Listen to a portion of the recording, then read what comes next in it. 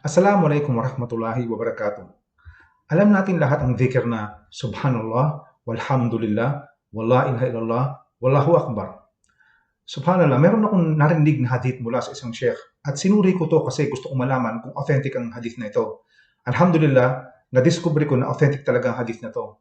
Subhanallah, mula nung natutunan ko ang hadith na ito, lagi kong sinasabi ang Subhanallah, walhamdulillah, wala ilaha illallah, wallahu akbar.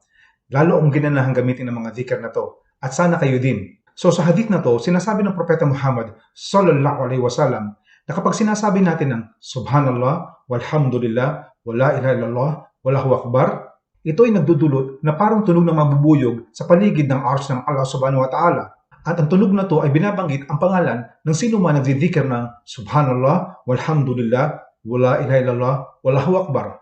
Hindi ba natin gustong binabanggit ang ating pangalan sa paligid ng arsh ng Allah subhanahu wa ta'ala habang ginagamit ang dhikr na ito? So ano pang hinihintay natin? Gamitin natin lagi ang dhikr na to.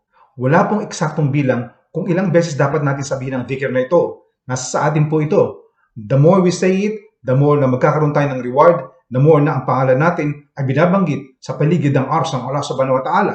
So kayo man ay naglalakad, nakaupo, naghihintay, nasa sasakyan, sa jeep, sa kotse, sa bus, inshallah, gamitin niyo po ang dhikr na to. At ito ang isa sa mga paraan para gumanda ang ating bahay sa Jannah. Inshallah. Assalamualaikum warahmatullahi wabarakatuh.